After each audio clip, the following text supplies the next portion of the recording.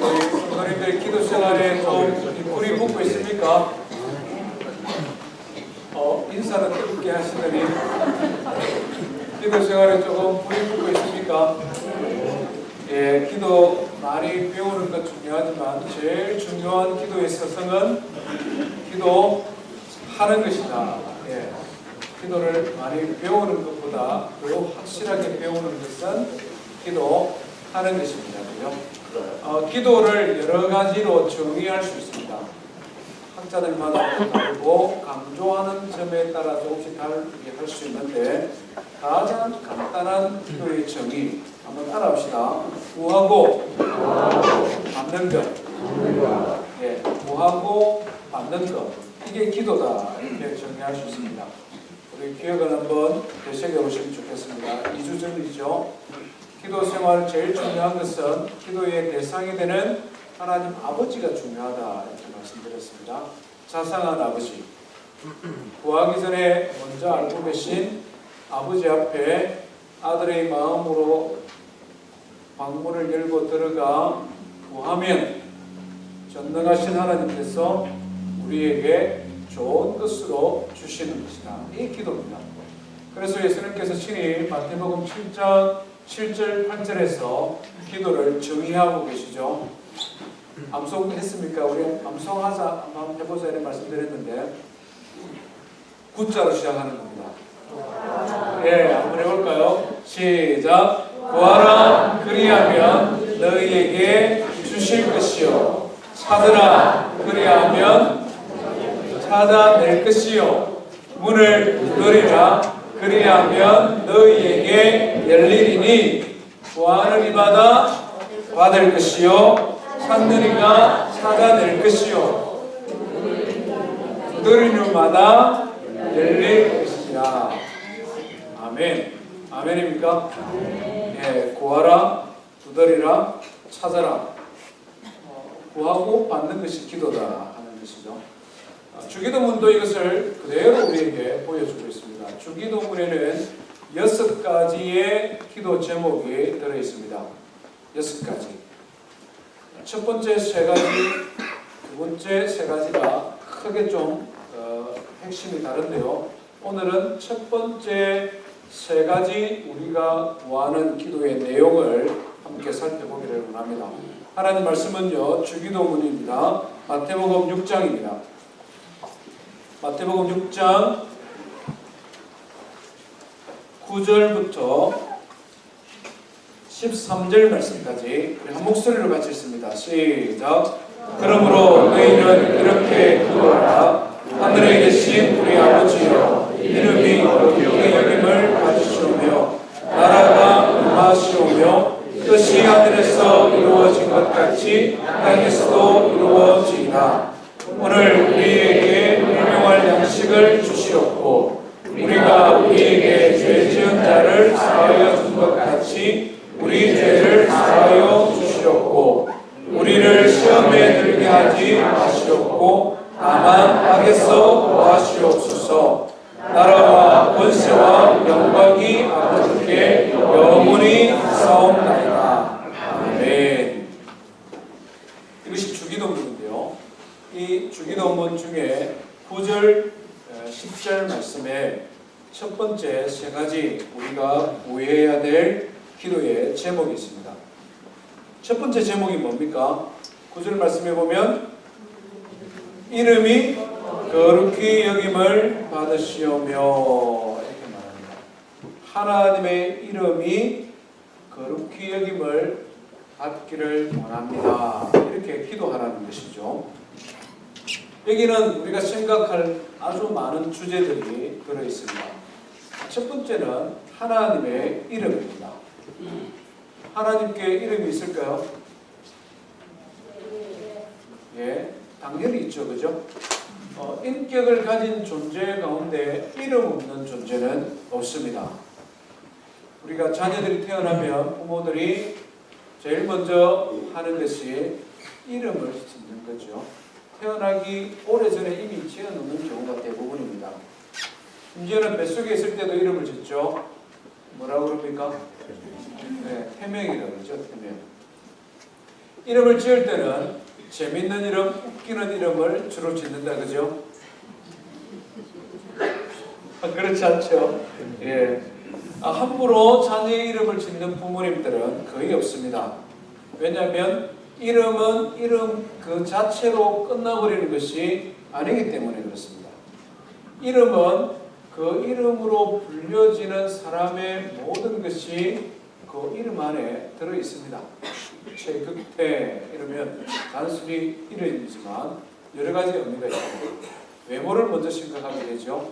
키는 좀 작고 다리는 짧고 허리는 길지만 얼굴은 잘생긴 사람. 저는 늘 그렇게 생각하고 살아갑니다. 저희 부모님도 그렇게 생각하셨을 거예요. 그래 이름을 지어주셨어요. 성품도 나타나죠.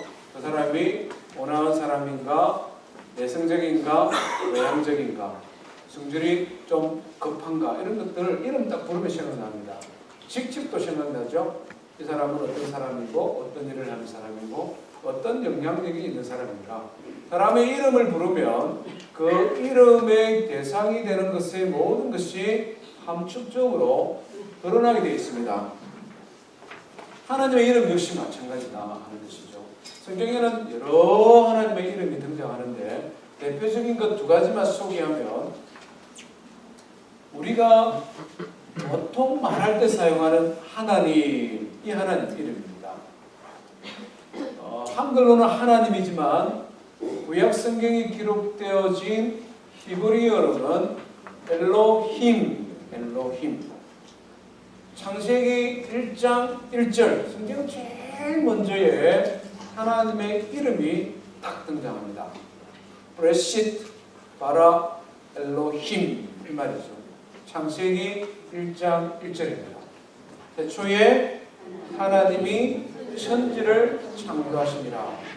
창세기 1장 1절에 엘로힘이라는 하나님의 이름이 등장하고 창세기 1장에만 이 엘로힘이라는 하나님의 이름이 32번 나타납니다. 굉장히 많이 나타나죠. 창세기 1장을 한번 보시면 31절까지 있습니다. 31절까지 있는데 엘로힘이라는 하나님의 이름이 32번 나타납니다. 매절마다 하나님의 이름입니다. 창조의 주역이 되시고 온 천지 만물을 말씀과 능력으로 창조하신, 힘과 권세와 능력을 가지신 하나님, 이 엘로힘입니다. 성경 전체를 보면 1606번 엘로힘이라는 하나님 이름이 등장합니다. 이보다 더 많이 등장하는 하나님의 이름이 있습니다. 뭘까요? 여호와. 우리 한글로는 여호와, 성경이 기록되어진 히브리어는 야훼. 영어는 이것을 the Lord, 주라고 번역을 했습니다. 처음 등장하는 것은 창세기 2장 4절에 등장합니다.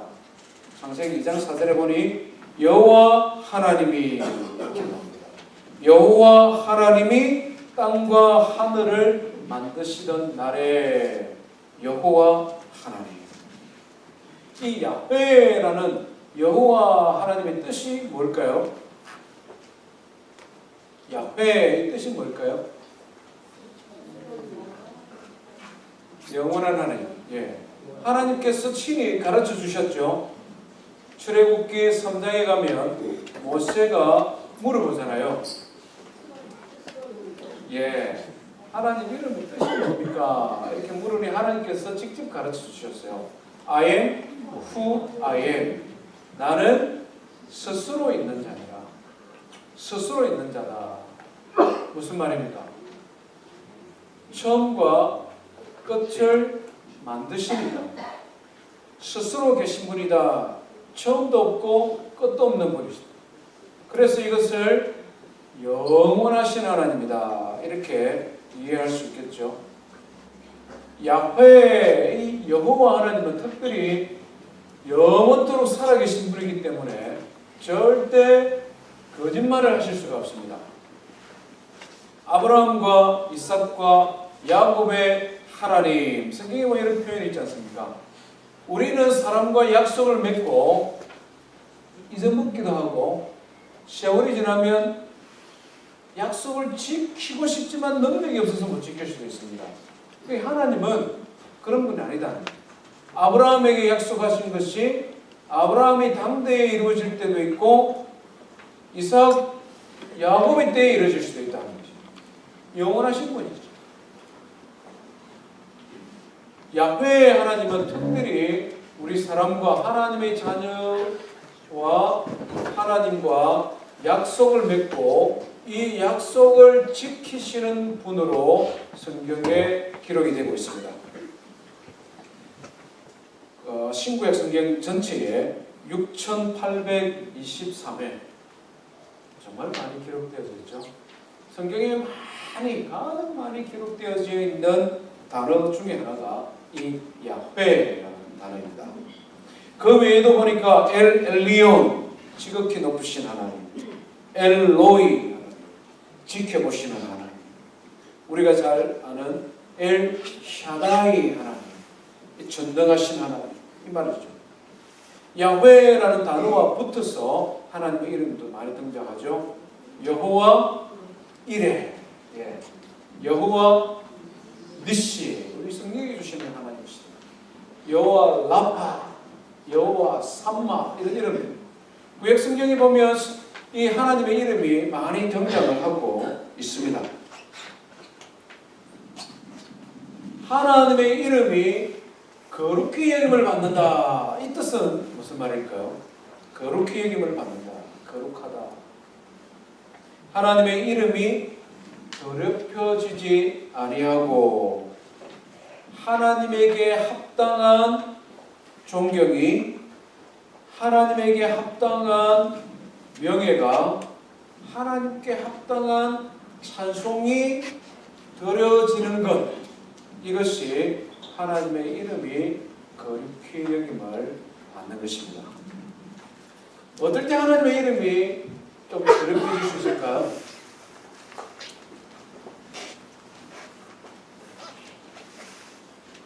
어떻게 하나님께 돌려드려야 될 마땅한 찬송이 가려지게 될까요?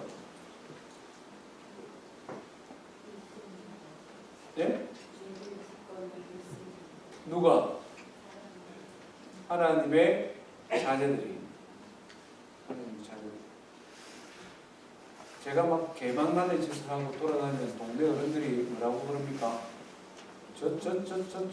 네 집 자식이고 이러잖아요. 네 집 자식이고 이러면서 잘못은 제가 했는데 부모님이 욕은 먹잖아요. 하나님의 이름이 거룩히 여김을 받으시오며, 이 말은 하나님의 자녀인 내가 부정하거나 실수하거나 잘못 행하여 하나님께로 올려드려야 되는 마땅한 찬송과 영광이 가려지지 않도록 하여 주십시오. 이런 기도죠. 이런 기도입니다. 하나님의 영광을 위한 기도다 하는 거죠. 두 번째 기도 제목은 뭡니까? 나라가 임하시오며, 나라가 임하시오며. 영어 성경을 보면 자세히 나와 있죠. Your kingdom come, your 단어죠. 당신의 나라가, 하나님의 나라가 임하시오며, 하나님의 나라가 이 땅에 임하기를 원합니다. 이 말입니다. 여기서 말하는 하나님 나라는 그러면 어떤 나라일까요? 일반적으로 우리가 나라라면 세 가지가 갖춰져야 나라입니다. 그죠? 예, 뭐 쉬운 거지만 같이 해볼까요? 첫 번째는 뭡니까? 땅이 있어야 됩니다. 또 국민이 있어야 됩니다. 그 다음에는요, 주권이 있어야 되죠. 국민, 영토, 주권, 국가를 이루는 세 가지입니다. 우리의 경험을 통해 볼 때 이 세 가지 중에서 제일 실감나게 중요한 게 뭔 것 같습니까? 국민이세요. 또 예, 제 생각은 좀 다르네요. 우리의 경험을 통해 제가 이런 말씀드렸지 않습니까? 우리는 일제시대를 경험한 사람들, 우리 어른들은, 그죠? 땅도 그 한반도 삼천리 금수강산 그대로 있고 거기에 사는 사람들도 그대로 한국 사람인데 주권이 없으니까 어떻게 됩니까? 네, 나라가 없는 겁니다. 종살이합니다. 종보다 더 못한 삶을 살아간다는 거죠. 그래서 우리가 일반적으로 경험하기에는 땅과 백성들은 그대로 있다. 일반적으로 전쟁이 일어나거나 천재지변이거나 어떤 일에 의해서 나라를 잃어버린다라고 생각할 때는 주권을 잃어버리는 것이죠. 그래서 하나님의 나라가 임하게 하옵소서, 이 말은 하나님께서 다스리는 나라가 이루어지기를 원합니다, 이 말입니다. 그래서 이 말은 지구상에 하나님께서 왕이 되는 그런 나라가 여기저기 세워지기를 원한다는 그 말이다. 그죠? 잘 들으셔야 됩니다. 미국, 중국, 그 다음에 일본, 한국처럼 특정한 지역의 경계를 가진 그런 하나님의 왕국이 군데군데 많이 세워지는 것, 이것이 하나님 나라가 이 땅에 임하시오며 이 기도 제목입니다. 그렇죠? 그런 기도가 아닙니다. 그죠? 왜냐하면 예수님께서 친히 말씀하셨잖아요. 하나님의 나라는 우리의 눈에 보이도록 임하는 것이 아니요, 하나님의 나라는 어디에 있다? 너의 안에 있다. 이렇게 말했습니다. 너희 안에 있다. 우리 마음에. 우리 마음에 하나님의 뜻이 이루어지면 나는 하나님 나라가 내 안에 임하는 것입니다. 우리가 섬기는 이 교회 공동체에 하나님의 뜻이 이루어지면 이곳은 더 이상 세상의 나라가 아닌 하나님의 나라입니다. 그렇잖아요? 우리가 사는 이 몽고메리 땅은 저보다 신실한 하나님의 사람들이 있어서 이곳에서 하나님의 뜻, 하나님의 교회, 하나님의 주권이 온전히 실현되는 지역이다. 이 몽고메리는 그렇게 말을 한다면 이 도시가 하나님의 나라입니다.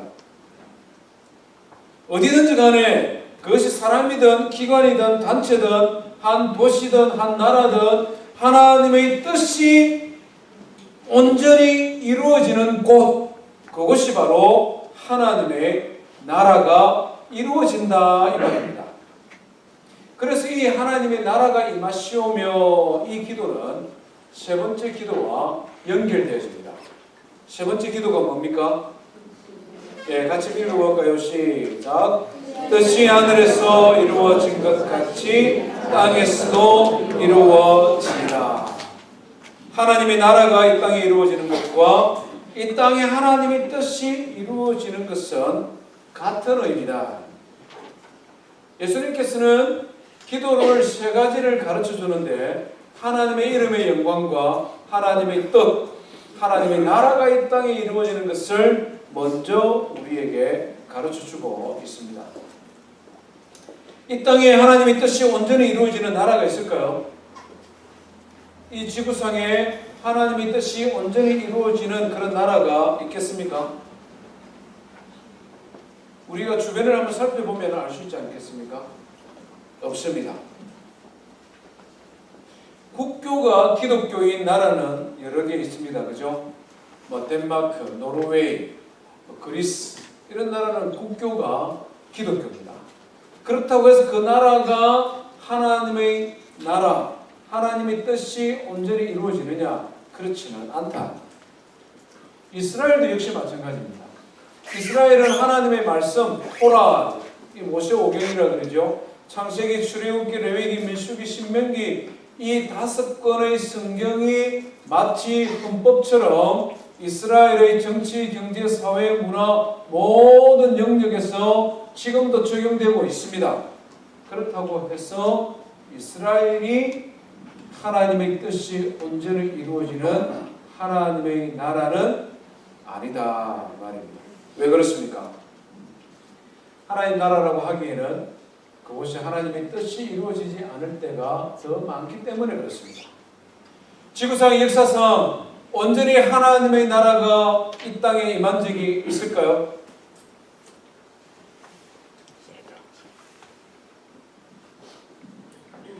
창세기 1장부터 2장 말씀까지 읽어보면 하나님의 나라가 이루어진 때가 있었음을 알 수 있습니다. 하나님의 뜻이 100% 이루어진 하나님의 나라. 그래서 하나님이 주시는 은혜와 평강과 축복이 충만했던 나라. 에덴 동산이죠. 에덴 동산입니다. 그것은 하나님의 뜻이 100% 드러나기 때문에 하나님께만 영광이 돌려드리는 것이 아니라 우리 인생에게는 뭡니까? 말할 수 없는 즐거움이요, 평화요, 행복이 있었습니다. 그래서 에덴 동산을 뭐라고 말합니까?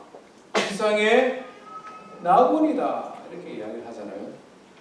그러나 아담과 하와가 범죄하고 난 다음에는 어떤 일이 일어납니까? 하나님의 뜻이 아닌 악한 영의 뜻이 하나님의 나라에 침범에 들어오기를 시작했습니다. 부분적으로 들어와서 하나님의 뜻보다 아담과 하와는 악한 영의 속삭임에 귀를 기울이고 말았죠. 그래서 하나님의 뜻, 하나님의 계획보다는 악한 영의 뜻이 이루어지고 말았습니다.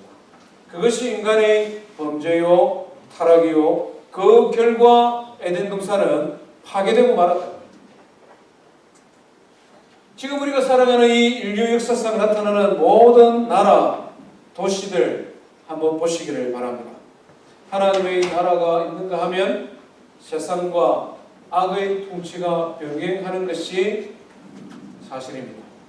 정직하게 말하면 하나님의 통치, 하나님의 뜻이 이루어지는 것보다는 악의 통치, 악한 영의 역사가 일어나고 있는 것이 더 많아 보이는 것이 사실입니다.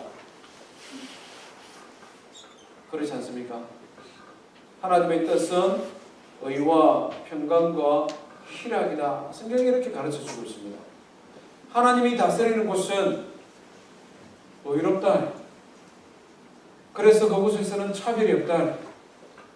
그곳에서는 편견이 없다. 하나님의 뜻이 이루어지는 곳에서는 평강이다. 사람들 사이에 평화가 있다. 사람들 사이에 만족이 있다. 사람들 사이에 즐거움이 있다는 것입니다. 이런 세상이 있는가 하면 이 세상은 어떻습니까? 타락하고 범죄하고 분쟁하고 시기하고 질투하고 싸우고 이와 같은 것이 훨씬 더 많은 것이 이 세상이다.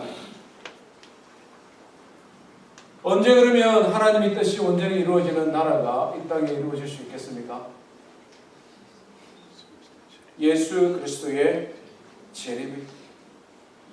그래서 이 마지막 세 번째 기도는 하나님의 백성들에게 주어진 영원한 하나님 나라, 이 땅에 임할 천국에 대한 소망을 가진 종말론적인 기도다 이렇게 말씀할 수 있습니다. 완전하게 우리가 살아가는 동안에 성취되지는 못한다 할지라도 나를 통하여, 우리 가정을 통하여, 우리 교회 공동체를 통하여, 우리 예수 믿는 사람들을 통하여, 그것이 우리의 가정이든 내가 살아가는 직장이든 우리 성도들이 몸담고 살아가는 이 몽고메리 지역 커뮤니티든 어느 곳이든지 예수 믿는 나를 통하여, 하나님의 뜻이 이루어지기를 소망하는 나를 통하여 이곳에 하나님의 나라가 이루어지도록 기도하며 살아라. 이것이 주님께서 우리에게 가르쳐준 세 번째 기도의 내용입니다. 이 첫 번째, 두 번째, 세 번째 기도는 공통점이 있습니다. 그렇죠? 하나님의 이름이 거룩히 여김을 받고 하나님의 나라가 임하고 뜻이 하늘에서 이루어진 것처럼 땅에서도 이루어지게 하여 주십시오. 이 세 가지 기도의 제목 공통점이 있는데 이것은 철저히 하나님의 영광을 위한 기도다 하는 것입니다. 하나님의 영광을 위한. 예수님께서는 우리에게 기도를 가르쳐 주시면서 기도의 우선순위가 무엇인지를 그것을 먼저 보여주고 있는 것입니다. 기도를 하나님께 구하고 하나님께 받는 것이다. 이렇게 우리가 아주 간단하게 정의를 하다 보면 좀 오해를 하게 된다는 것이죠. 결국 기도라는 것도 우리 인생을 위한 것이구나. 결국 이 기도라는 것도 인생의 욕망을 충족시키는 한 수단과 방편이구나. 기독교에서 말하는 기도 역시 인간 중심으로 우리가 이 땅에서 누리는 그것을 위해 만들어 주신 것이구나. 이렇게 생각할 수 있다는 것입니다. 그렇다면 우리가 기도에 대해서 제일 먼저 배웠던 이방인의 기도와 다를 것이 전혀 없다. 오랜 시간 많은 말로 계속해서 반복해서 강구하지만 결국은 자기 욕심 챙기는 것이 이방인의 기도였잖아요. 결국은 자기 욕망을 채우는 것이 이방인의 기도였잖아요. 그렇게 기도하지 마라 라고 예수님께서 말씀하셨는데 자칫 잘못하면 우리도 역시 그런 실수를 범할 수 있다는 것입니다.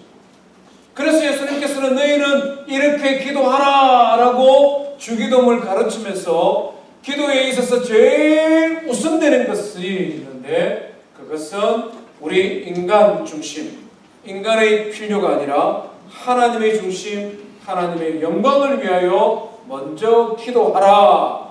이것을 말씀해주고 있는 것입니다. 우리가 성경을 읽어보면 기도가 많습니다. 창세기부터 요한계시록까지 하나님을 믿는 하나님의 자녀들의 기도가 굉장히 많이 나타나고 있습니다. 우리가 이것을 앞으로 계속 좀 배워갈 텐데요. 성도들의 기도의 대부분은 그들의 기도에 분명한 우선순위가 있었다는 것을 우리에게 가르쳐줍니다. 대표적인 사람 두 사람을 소개하면요. 첫 번째는 요나입니다. 요나. 요나라고 그러죠. 요나는 하나님의 낯을 피하여 도망간 사람이지 않습니까? 하나님께서 일본에 가서 선교하라 이러니까 일본은 우리를 강제 점령했던 우리 민족의 원수, 일본 대신 대만 가겠습니다 이렇게 하고 배 타고 가다가 혼이 난 사람이 요나지 않습니까? 풍랑이 일어나서 죽게 되었을 때에 요나가 자수하죠. 내 때문에 그렇습니다. 내가 하나님의 명령을 어기고 니누에로 가라고 했는데 다시스로 가니 하나님께서 벌을 내리시는 것입니다. 나를 바다에 던지십시오. 그러면 바다가 잔잔해질 겁니다. 아무리 요나가 자수한다 하더라도 선원들이 그 말 듣고 요나를 퐁당 바다에 던질 수 있겠습니까? 최선을 다하여 배를 살려보려고 풍랑을 헤쳐나가려고 애를 썼지만 결국 안 되지 않습니까? 그래서 마지막 순간에 하는 수 없습니다. 요나를 바다에 던지니 큰 물고기가 요나를 울컥 삼켰죠. 역사상 보면은 큰 물고기 배에 들어갔다가 나온 사람들이 살아서 나온 사람도 있고 죽어서 나온 사람들도 여러 있습니다. 요나는 살아서 나온 첫 번째 사람이죠. 근데 이 요나가 물고기 배에서 하나님 앞에 드린 기도가 요나서 2장에 기록이 되어 있습니다. 뭘 기도해야 됩니까? 요나가 물에 풍덩 빠졌는데 큰 고기가 자기를 삼켰다. 제일 먼저 무슨 기도해야 됩니까? 회개. 믿음 좋은 분들은 회개 기도 못하십니다. 저 같은 사람은 빨리 빼내주세요. 죽겠어요. 물고기 배에 막 온갖 물고기 잡아먹고 그 팔에 미역 잡아먹고 막 새우 같은 거 잡아먹고 그게 물고기 배에 지금 들어있을 거 아닙니까? 그 배에 그냥 지금 요나가 들어가니 얼마나 냄새 나겠어요. 다듬어도 냄새 나는데 얼마나 캄캄하겠어요. 빛이 하나도 들어올 수 없잖아요. 물고기가 입을 꾹 다물어 버리면 물고기 이 위에 지금 이 요나가 들어가 있는데 얼마나 캄캄하겠어요. 제일 먼저들은 기도라기보다는 아우성이 먼저 터져 나오겠죠. 빨리 살려주세요. 빨리 숨 좀 쉬게 해주세요. 캄캄해 죽겠어요. 막. 본능입니다. 그런데 성경을 딱 읽어보니까 요나는 그렇게 안 했습니다. 아마 그렇게 했는데 그것은 기록이 안 됐는지 모르겠지만 요나가 드렸던 기록으로 남은 것은 이겁니다. 제가 읽어볼게요. 요나서 2장 4절. 내가 주의 목전에서 쫓겨났을지라도 다시 주의 성산을 바라보겠나이다. 이게 무슨 말이냐? 하나님, 내가 하나님의 말씀에 불순종하다가 지금 도망가다가 하나님의 징계를 받아 물고기 배에 들어가게 되었습니다. 이 말이죠. 쫓겨났을지라도. 그럼에도 불구하고 나는 다시금 주의 성산, 예루살렘 성전이 있는 그곳, 예루살렘 성전에 계신 하나님이 계신 그곳을 바라보겠나이다. 예배하겠다 이 말입니다. 내가 하나님을 징계를 받아 버림을 받았다 하더라도 나는 그럴지라도 하나님을 예배하겠습니다. 8절에 보니까 거짓되고 헛된 것을 숭상하는 모든 자는 자기에게 베푸신 은혜를 버렸사오나. 하나님을 모르는 사람들 하나님의 은혜를 버리고 하나님의 은혜를 망각했으나 나는 감사하는 목소리로 주께 제사를 드리며 나의 소원을 주께 갚겠나이다. 참 멋진 기도 아닙니까? 지금 물고기 배에서 나는 감사하는 목소리로 하나님을 부르며 나의 소원을 주께 갚아드리겠나이다. 이 성도의 기도입니다. 성도의 기도. 다니엘도 진짜 멋진 사람입니다. 전쟁 포로로 잡혀갔지 않습니까? 난민처럼 온 거죠. 하나님의 은혜로 그가 공무원이 되고 그가 실력으로 승진도 하고 바사 제국 시대에는 세 사람의 총리 중에 탑이 되었다. 오늘 우리 식으로 말하면 저 시리아 난민으로 잡혀온 젊은이가 미국에서 장학금 받고 공부하고 백악관의 대통령의 말하자면 뭐 정책 참모, 그 중에서도 가장 영향력 있는 참모가 되었다 이 말입니다. 정말 대단한 것이고 하나님의 축복이 아닐 수 없습니다. 털어서 먼지가 안 나는 사람입니다. 주변의 사람들이 다니엘을 시샘하고 시기하고 다니엘이 자기들보다 더 높아지니 어떻게든 이 다니엘을 끄집어 내려야 되는데 흠이 없습니다. 한 가지 흠을 찾았는데 다니엘은 바벨론 사람들이 섬기는 여러 신을 섬기지 아니하고 한 분 하나님만 섬기거든요. 그래서 왕에게 건의를 하죠. 30일 동안 왕과 왕의 신이 아닌 다른 사람에게 절하는 사람, 다른 사람에게 기도하는 사람은 죽여버립시다. 이 땅에서는 오직 왕과 왕의 신만 영광을 받기를 원합니다. 이렇게 하니까 이 다리오 왕이 좋은 말 같아요. 그렇게 하자. 결국 다니엘이 어떻게 되었습니까? 왕이 그렇게 명령을 내렸습니다. 30일 동안 바사 왕 다리오와 그 외에 다른 신들에게 절을 하는 사람들은 전부 다 사자굴에 던져 죽여버리겠다. 말 그대로 절체절명의 위기가 아닐 수 없습니다. 하나님을 잘 섬겼는데 믿음 생활 잘 했는데 그것 때문에 지금 죽게 되었습니다. 그렇잖아요. 그러면 다니엘은 집으로 돌아와 하나님 앞에 무엇을 기도해야 됩니까? 지금 사람들이 자기를 잡아 죽이려고 지금 함정을 파고 자기를 죽이려고 합니다. 그럼 하나님 앞에 무슨 기도를 해야 됩니까? 주여 나를 살려주십시오. 그런 기도해야 되잖아요. 이 사람들이 지금 함정을 파고 나를 죽이려고 하니까 나를 좀 살려주십시오. 플러스 저 악한 인생들을 물리쳐 주십시오.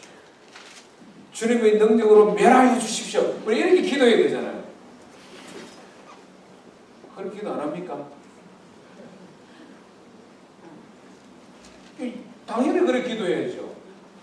하나님 믿는 믿음 때문에 지금 죽을 위기가 당했으니까 살려달라고 기도하고 그런 나쁜 계획들이 실패로 돌아가도록, 그리고 그런 악한 일을 꾸미는 사람들을 멸하여 주십시오. 이렇게 기도하는 것이 상식적이고 합당한 기도 맞습니다. 그런데요, 다니엘이 어떻게 기도했나? 다니엘의 기도가 딱 성경에 나와 있습니다. 다니엘서 6장 10절에 보니 이렇게 기록합니다. 예루살렘으로 향한 창문을 열고 전에 하던 대로 하루 3번씩 무릎을 꿇고 기도하며, 따라합시다. 그의 하나님께 감사하였더라. 대단하죠. 그의 하나님께 감사합니다. 지금 내가 죽기 일보 직전인데 어떻게든 이 죽음의 위기를 모면해야 되는데 그 순간에 하나님 앞에 감사하기도 하고 있습니다. 그 마음의 중심에 뭐가 들어있겠습니까? 나를 지금까지 인도해 주신 이도 하나님이시고, 나를 여기까지 끌어오신 분도 하나님이시고, 이 모든 것을 주관하시는 이도 하나님이신데, 하나님, 나를 통하여 영광 받으신 하나님께서 이 일을 통하여서도 하나님께 영광이 되기를 원합니다. 다니엘의 기도입니다. 22절에 보니까요, 다음날 아침에 다리오 왕이 다니엘을 너무 아끼는데 자기가 약속한 것이 있으니까 다니엘을 사자굴에 던져놓고 밤새 고민을 하다가 이제 다니엘이 혹시나 살았을까? 그러면서 이 다리오 왕이 달려가면서 하는 말이 있습니다. 다니엘아, 다니엘아, 내가 섬기는 하나님이 너를 사자의 입에서 구원하였느냐? 이렇게 물어봅니다. 얼마나 은혜가 됩니까? 당시 페르시아 제국, 고대 근동 전체에 영향을 끼쳤던 그 막강한 권력을 가진 왕이 사자굴에 잡혀있는, 죽었는지 살았는지도 모르는 다니엘을 향하여 달려가면서 다니엘아, 다니엘아, 내가 평상시 기도하고 너를 지키던 여호와 하나님이 사자의 입에서 너를 구원하였느냐? 이 자체가 이미 하나님 앞에 영광이 되고 있지 않습니까? 그때 다니엘이 대답하죠. 22절에 보니 사자들이 나를 상해하지 못하였사오니 이는 나의 무죄함이 하나님 앞에서 명백함입니다. 내가 지금 사자굴에 던져지든지 내가 모험을 당하여 지금 죽을 위기에 빠졌든지, 그래서 이 사람들에게 원수를 갚는 그것보다 더 중요한 것이 나에게 있다는 얘기예요. 내가 지금 사느냐 죽느냐 이거보다 조금 더 중요한 것이 나에게 있다. 그것은 나를 통하여 하나님께서 영광 받기를 원합니다. 나의 삶을 통하여 하나님의 이름이 높아지기를 원합니다. 이것이 성도의 기도였습니다. 다니엘의 기도였습니다. 이것이 세상 종교와 기독교 신앙의 근본적인 차이입니다. 우리 주변에 다른 종교를 가진 믿음 좋은 사람들도 있습니다. 우리가 떠나온 고향에 우리의 부모나 친족 중에도 그런 분들 계실 것입니다. 우리 배경에 보면 기독교나 전통신앙을 믿는 어르신들 중에서 얼마나 기도 열심히 하는 분들이 많은 줄 모릅니다. 목욕 재개하고 기도하고 손바닥에 지문이 지워지도록 기도하지 않습니까? 그 기도의 내용을 자세히 들어보면 똑같은 말을 계속 반복하는데 결국은 나와 나의 자녀들과 우리의 집안과 안녕입니다. 나를 위한 기도, 나의 자녀들을 위한 기도, 나의 주변에 있는 사람들을 위한 기도입니다. 괜찮습니다. 제가 드리고자 하는 말씀은 그분들이 기도하는데 그 기도를 받으시는 기도의 대상에 대한 것은 아무것도 없다. 실시간을 기도하든 새벽 4시에 일어나 기도하든 저 산에 가서 기도하든 저 바닷가에서 기도하든 아무리 공을 들이고 오래 기도하든 어떤 말로 기도하든 그 기도의 내용이 아무리 고상하든 중요한 것은 그들의 기도의 대상, 그들의 기도를 받으시는 그 대상에 대한 것은 아무것도 없다. 그렇기 때문에 달 보고 기도하기도 하고, 그렇기 때문에 큰 바위 밑에 가서 기도하기도 하고, 그렇기 때문에 흐르는 물에 가서 기도하기도 하고, 그렇기 때문에 돼지 머리 앞에 기도하기도 하고, 그렇기 때문에 우상 앞에 기도해도 괜찮다. 자기가 기도하는 대상, 자기의 신앙의 고백의 대상인 그에 대해서는 아무것도 없다. 기독교 신앙의 기도는 그것이 아니다는 거죠. 얼마나 많은 것을, 얼마나 간절하게, 얼마나 고상한 내용, 그것보다 더 중요한 것이 있는데, 우리 기도를 받으시는 하나님, 그 하나님은 어떤 분이시냐? 그 하나님이 어떤 기도를 받기를 원하시느냐? 이것이 더 중요하다. 그래서 예수님은 그것을 우리에게 가르쳐주고 있는 것입니다. 다른 나라를 봐도 마찬가지입니다. 인도의 고승들, 정말 수도 생활을 하면서 얼마나 자기 자신을 학대해가면서 기도하는지 모릅니다. 온몸에 피해성을 하고 굶어서 정말 뼈가 앙상한 모습으로 정말 보는 그 자체만으로도 경건비가 줄줄줄 넘칩니다. 그러나 그들 역시 기도 마찬가지라는 것이죠. 인류의 평화를 위해서 기도하던, 지구상의 가난한 사람을 위하여 기도하던 그들의 기도의 내용은 정말 숭고한 기도가 될 수 있습니다. 중요한 것은 그들의 기도를 받으시는 절대장, 그들의 기도의 대상에 대해서는 아무것도 없다. 모든 만물의 기도가, 모든 만물의 신들이 다 존재한다는 만신론을 섬기기 때문에, 그래서 송아지 앞에 기도하고, 그래서 생쥐 앞에서 기도하고, 환생하여 나의 가족이 고양이로 태어날 수 있기 때문에 고양이 앞에서 기도하고, 인생이 그렇게 되어버리고 만다는 것입니다. 기독교 신앙은 그것이 아니라는 것입니다. 본질적으로 다르다. 기도라는 것은 하나님의 말씀을 통하여 배운 하나님, 그 하나님에 대한 우리의 신앙의 고백이라는 것입니다. 하나님의 이름, 하나님의 속성, 하나님의 뜻, 하나님의 계획, 하나님의 통치, 그래서 하나님의 이름이 거룩히 여김을 받고 하나님의 나라가 이 땅에 임하고 하나님의 뜻이 온전히 이루어지기를 원합니다. 이 일을 위하여서는 나의 생각, 나의 경험, 나의 지식, 나의 소망까지도 중요한 것이 아니라 그것보다도 하나님 당신이 더 영광받기를 원합니다. 그것이 기도다. 왜 그렇습니까? 왜 그렇습니까?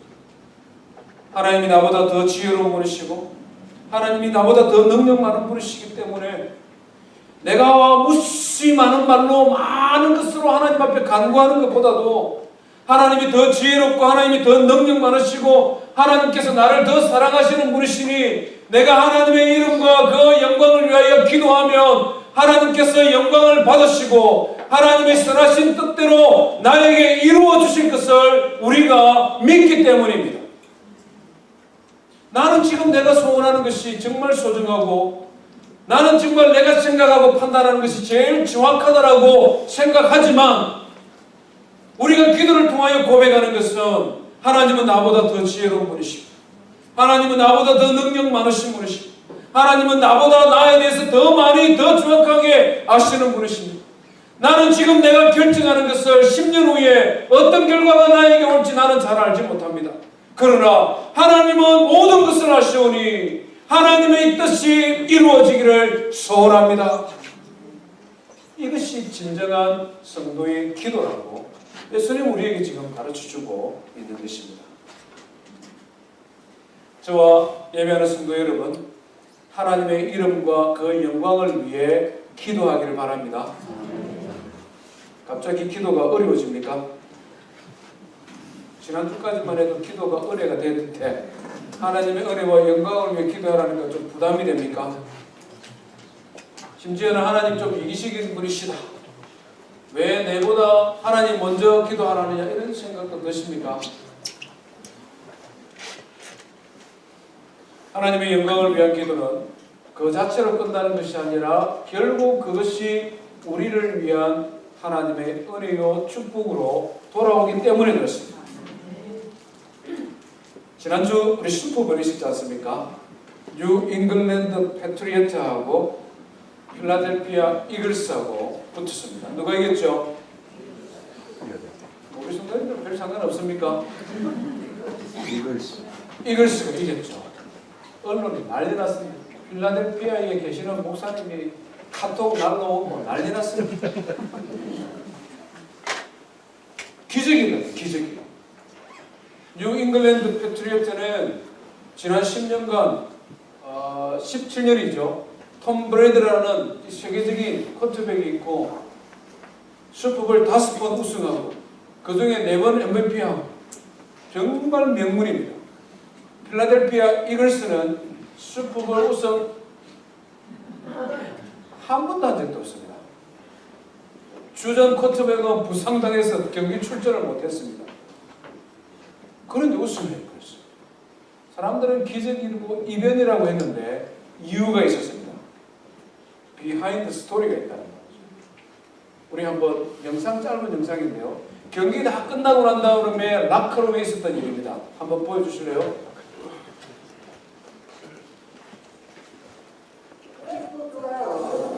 말하는 사람이 감독입니다. Hey, this is what you guys have done, right? This is what you've accomplished.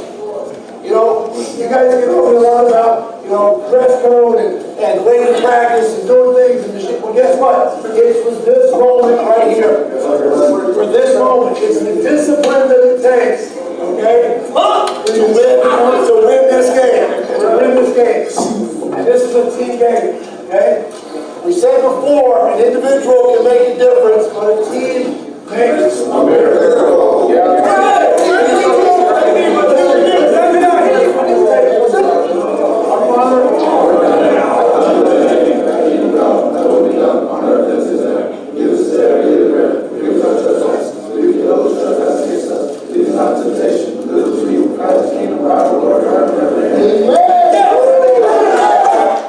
저 뭐 하는 장면입니까?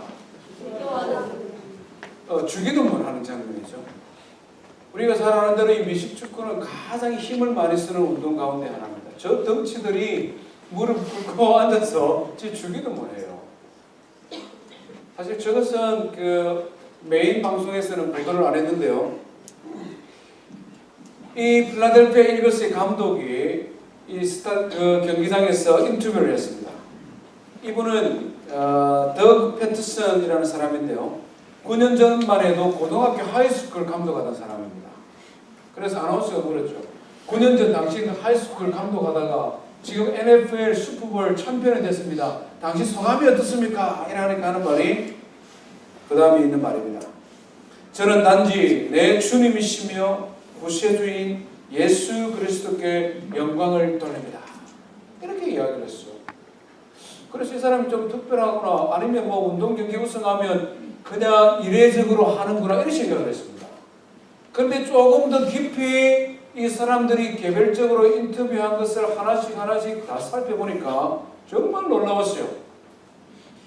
MVP를 받았던 이 쿼터백 닉 폴스라는 사람이 있습니다. 닉 폴스. 이 닉 폴스가 뭐라고 말했냐면, 당신은 후보로 전전하다가 주전이 빠지는 바람에 이번에 슈퍼볼 주전이 되었고, 그리고 터치다운을 많이 시켜서 우승하는 MVP가 됐다. 당시 소감을 한번 물어보면 이렇게 이야기했습니다. 그렇게 닉 폴스가 하는 말이 모든 영광은 하나님께 돌립니다. 이 사람이 장래 꿈은 목사 되는 거예요. 그것도 유스그룹. 결승전에서 마지막 터치다운 한 사람이 있습니다.